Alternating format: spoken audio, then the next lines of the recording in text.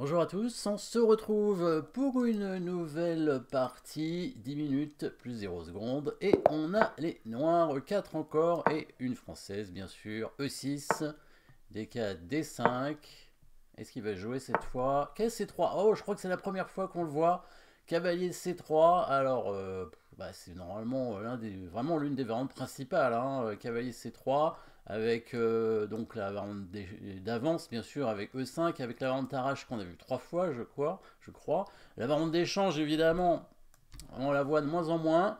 Alors cavalier C3, il y a plusieurs possibilités pour jouer la variante classique avec cavalier F6 et la variante Winawer avec fou B4. Moi c'est ce que je préfère, la variante Winawer, très intéressante évidemment, fou B4 ici avec évidemment plusieurs solutions pour les blancs. En général, ils font E5, hein, c'est le coup principal. Après, bon, ils peuvent prendre en D5, ça va revenir un peu dans une variante d'échange, voilà.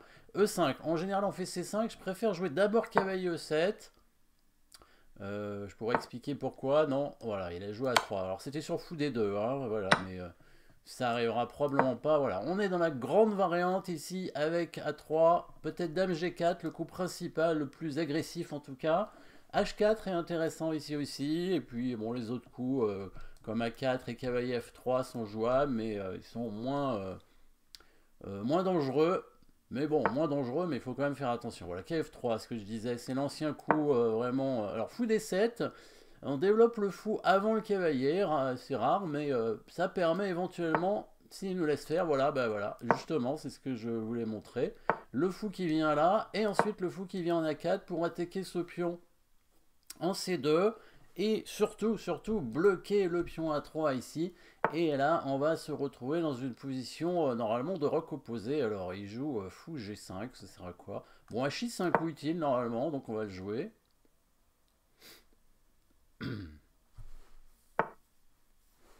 Bizarre de mettre le fou là. Ça sert pas à grand chose. Alors, cavalier BC6, a priori. Je pourrais mettre le cavalier en D7 aussi pour venir en B6. C'est aussi très intéressant. Parce que comme il n'a pas fait de coups vraiment dangereux pour l'instant, il n'a pas fait jouer tour B1, bon, peut-être quand même contrôler la caisse B4. Je ne sais pas si c'est très utile. Bon, on va jouer cavalier BC6 tranquillement pour l'instant. On va peut-être faire le plan qui est d'attaquer le pion ici. Vous allez voir, c'est amusant. On met le roi en D7. Et oui, l'idée, c'est d'amener la dame en H7 pour faire une attaque sur le pion C2. Je l'ai rarement joué ce plan, hein, mais ça peut arriver parfois. Voilà, tour C1, tour B1, c'est pas grave. On peut mettre le roi en C7 pour défendre le pion tranquillement. C'est comme si on avait fait le grand roc, hein. Ça revient au même. Le centre est complètement bloqué, hein. De toute façon, c'est bien d'avoir le roi au centre, ça change rien. Donc le cavalier en C6 est venu aussi pour contrôler la case B4 pour éviter que la tour vienne ici. Ça ne sert pas à grand chose. Dame B2, de toute façon tout est contrôlé. Bon, ce pion là je vais le défendre. Ah, il pourra prendre le cavalier en E7, c'est ça? Pour dévier mon cavalier. Bon, on va faire G5. Alors, de toute façon, c'est un coup utile, hein, G5. Hein. Voilà. Et on amène la dame au G8 pour venir attaquer ce pion.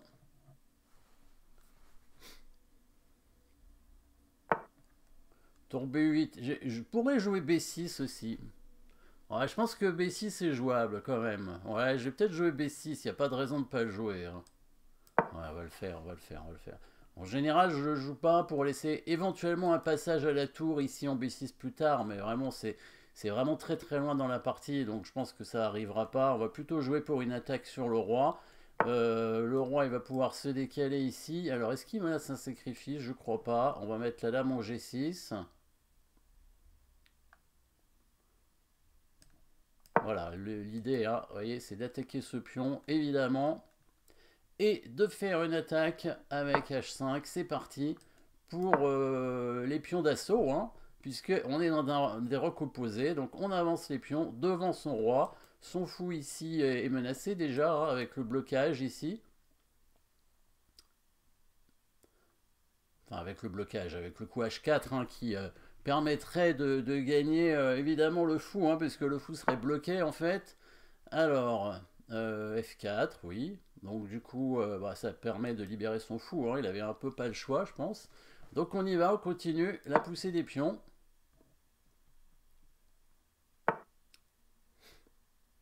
Et on va mettre le cavalier en F5. Là, je suis d'accord, hein, pour ouvrir ici en G3, en F4, évidemment. Peut-être amener la tour, en fait, d'abord. On va amener la deuxième tour, hein, ici. Et on va certainement amener cavalier F5. Vous voyez, sur l'aile dame, tout est bloqué, hein. Alors, à moins d'un sacrifice ici, il faut vérifier à chaque fois. Mais je pense que voilà, il n'y a aucune chance qu'il sacrifie pour l'instant. Il n'y a rien du tout, hein. Les deux cavaliers qui se protègent, ça fait une bonne défense. Et vous avez vu ce fou qui est extrêmement fort ici, finalement. Enfin, qui est extrêmement fort. Il est très important pour protéger les cases de la dame. Faire une petite attaque sur ce pion. Bloquer ce pion aussi. Alors, il a ouvert. Bah, moi, je suis content, hein, qu'il prenne finalement, hein. Alors là, on va quand même utiliser ce cavalier, je pense. On va le mettre en F5, à mon avis. Ouais. Déjà, peut-être cavalier E3, c'est une menace, à voir. Je sais pas si c'est une menace, mais sinon, il peut y avoir H3 avec un sacrifice en G3 un jour. Pour l'instant, il y a son fou qui défend, mais comme il doit défendre aussi son cavalier. En fait, ses pièces se marchent dessus, en plus. Il y a un manque d'espace dans cette position. Vous voyez simplement ce fou ici qui bloque des cases importantes, avec l'aide du cavalier aussi, hein. Ce sont les deux. Alors là, voilà, il ne sait plus où mettre ses pièces, le cavalier en B1. C'est drôle. Bon, alors, un échec ici. Ou alors le cavalier qui arrive en E3. Cavalier en E3, fou D2 pour clouer. Ouais. Je pourrais presque sacrifier la dame en G2 après pour prendre... Ah non, le fou est protégé, donc ça marche pas. H3, il va faire G3, je peux pas sacrifier. Ah, mais je pourrais faire un échec ici avec la dame. Il sera obligé d'aller en H1 avec... Ah, bah je peux le faire tout de suite, pour voir ce qu'il fait. Ah, petite question, où allez-vous? S'il met son fou en F2, je prends son fou. Est-ce que le pion est cloué? Voilà, c'était le piège. Après, il n'avait pas beaucoup de coups, parce que s'il faisait roi H1, il y avait cavalier G3, hein.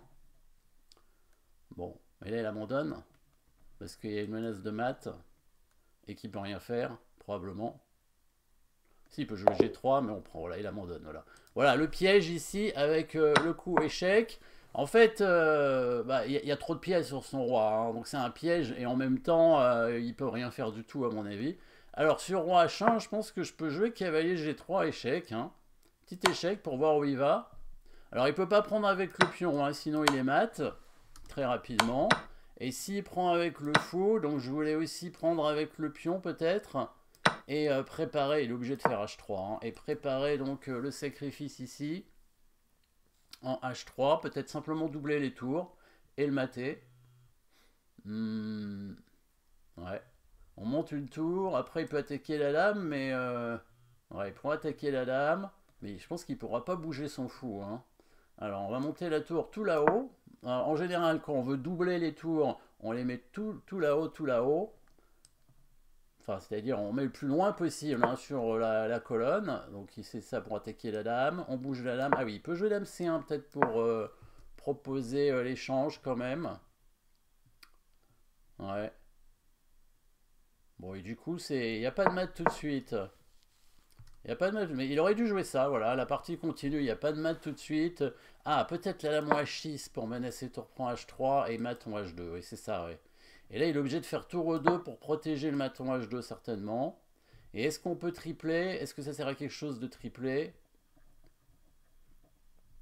Ouais, en tout cas, voilà, on voit ici, hein, peut-être on va ramener le deuxième cavalier. Alors attention à dame B4 quand même.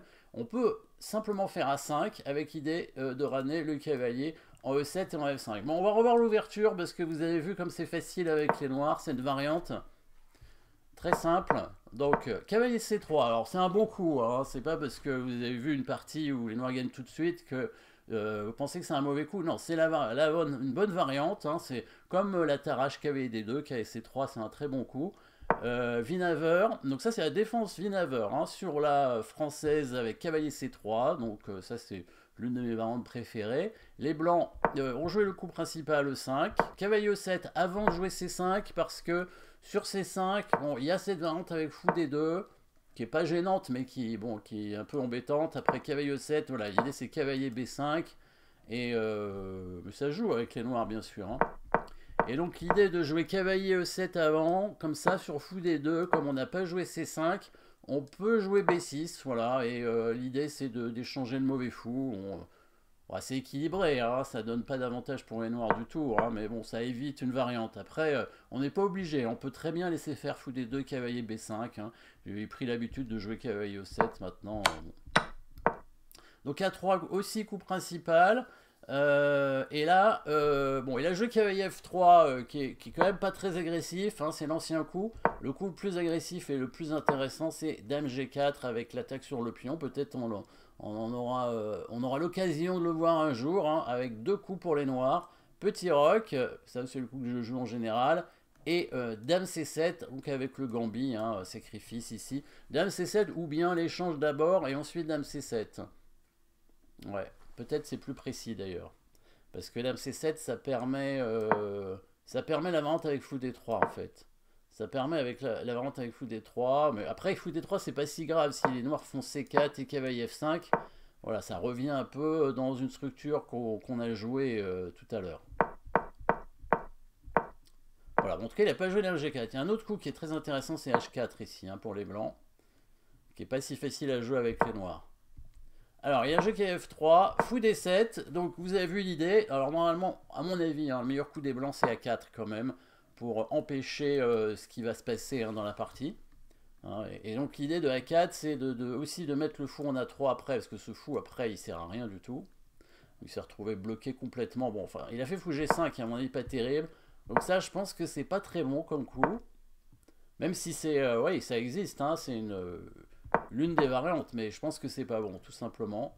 Voilà, bon là il donne encore un petit avantage blanc, mais je pense que déjà les noirs n'ont pas de problème. Peut-être il faut jouer tour B1, c'est le coup précis pour essayer d'embêter un tout petit peu ce pion. Et éventuellement chasser le fou comme ça, peut-être. Là j'aurais hésité. Peut-être qu'il faut jouer B6 quand même, B6, même si ça peut devenir affaiblissant.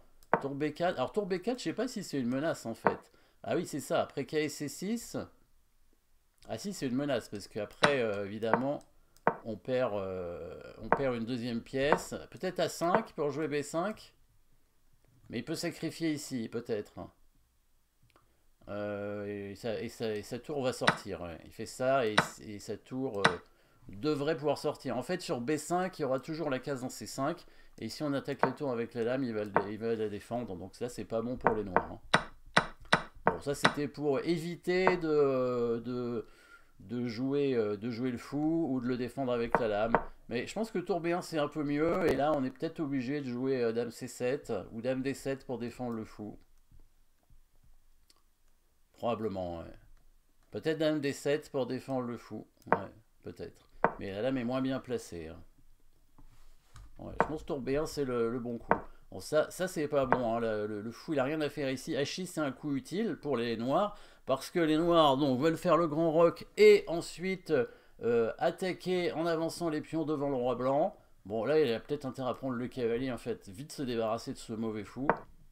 Donc, je pense qu'il fallait prendre le cavalier. Ouais c'est ça, il fallait prendre ici.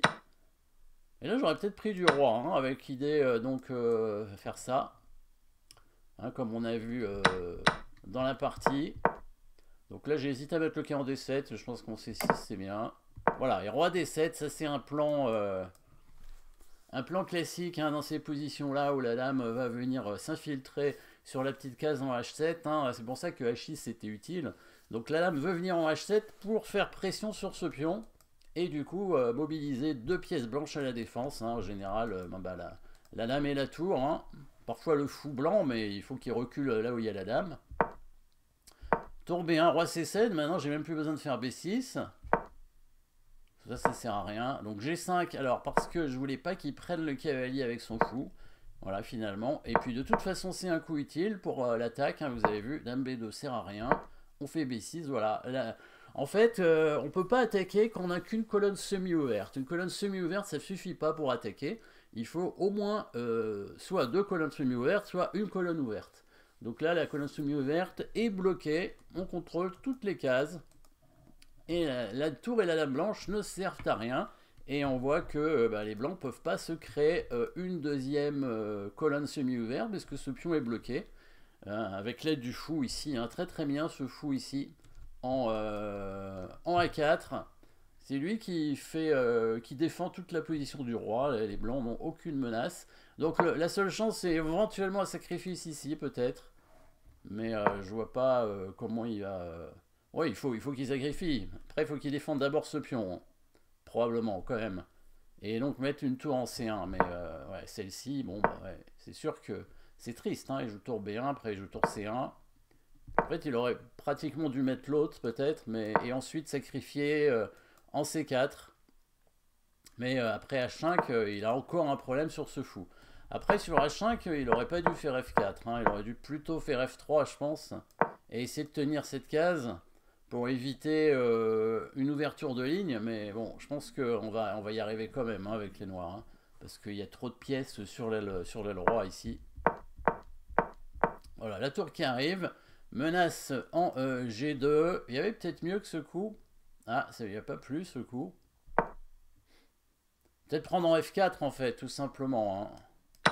Ouais, probablement prendre en F4. Et ensuite mettre la tour. Ah, il y a peut-être mieux.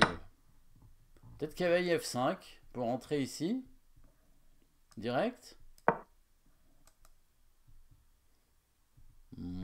Voilà, là j'ai raté un coup apparemment. Pas facile à trouver toujours.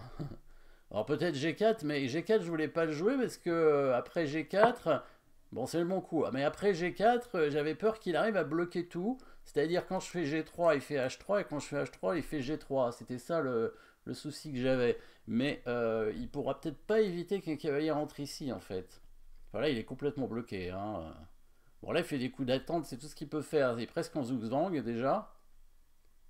En fait, voilà, je voyais bien cette position, mais là, en fait, le cavalier en E3 va pas pouvoir être empêché, hein. Les blancs pourront rien faire. Peut-être. Alors voyons, roi H1 quand même. Roi H1. Ah oui, en plus, là, il y aura peut-être cavalier F5 et cavalier G3 maintenant qui sera possible. C'est-à-dire ici, on peut faire ça avec déjà la menace cavalier G3, puis on prend et sacrifice. Je sais pas si vous voyez. Bon là, de toute façon, les blancs n'ont pas de coup, hein. On peut rien faire du tout. Donc on joue un coup d'attente. En plus, il y a la case E3 qui est contrôlée. Ouais, en fait, sur fou F2, on peut jouer G3 comme on peut jouer cavalier G3, hein. Cavalier G3, là, c'était pour montrer un petit peu le thème de maths. Avec la tour qui se sacrifie en H1. Et la dame qui arrive pour refaire mat en H2. Voilà, petit thème tactique assez connu.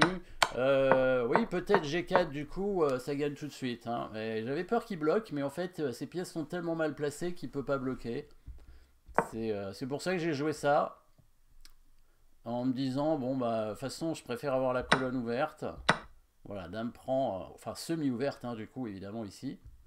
Donc je disais tout à l'heure, une colonne semi-ouverte, ça ne suffit pas pour gagner. Mais là, on va pouvoir normalement créer assez rapidement une deuxième colonne semi-ouverte.